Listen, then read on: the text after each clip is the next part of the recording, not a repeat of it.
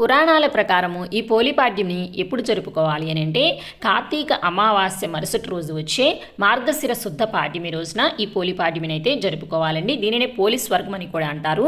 పూర్వము పోలి అనే ఒక మహిళ కార్తీక మాసం నెల రోజులు కూడా క్రమం తప్పకుండా నియమనిష్టలతో దీపారాధన చేసి పరమశివుని పూజించి మోక్షం పొందిందని, ఈ పోలిపాడ్యమి పండుగ రోజునే స్వర్గ ప్రాప్తిని పొందిందని ఒక కథ కూడా ఉందండి. ఈ కథ గురించి నెక్స్ట్ వీడియోలో అయితే మీకు షేర్ చేస్తాను.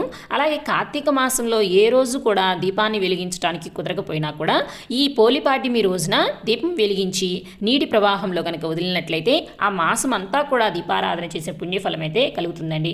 అంటే ఈ పోలిపాడ్యమి రోజున దీపాలు వెలిగించి నీటిలో వదలటం వల్ల కార్తీక మాసం నెల రోజులు కూడా పూజ చేసిన పుణ్యఫలం అయితే ఈ ఒక్కరోజు చేయటం వల్ల కలుగుతుంది అని పురాణాల్లో అయితే చెప్పబడింది. ఇంతటి విశేషమైనటువంటి ఈ పర్వదినం 2025వ సంవత్సరంలో స్వస్తి శ్రీ చాంద్రమాన శ్రీ విశ్వావసునామ సంవత్సరం దక్షిణాయనం హేమంత ఋతువు మార్గశిర మాసం శుక్లపక్షం పాడ్యమి తిథి ప్రారంభం నవంబర్ 20వ తేదీ గురువారం ఉదయం 10:37 ప్రారంభమై నవంబర్ 21వ తేదీ శుక్రవారం పగలు 12:47 వరకు పాడ్యమి తిథి అయితే ఉంటుంది. మన హిందూ పంచాంగం ప్రకారము మన సూర్యోదయంతో ఏ తిథి ఉందో ఆ తిథిని మనం పరిగణలోకి తీసుకుంటాం కాబట్టి మనకి సూర్యోదయంతో పాడ్యమి తిథి ఉన్నది నవంబర్ 21వ తేదీ శుక్రవారం రోజునండి.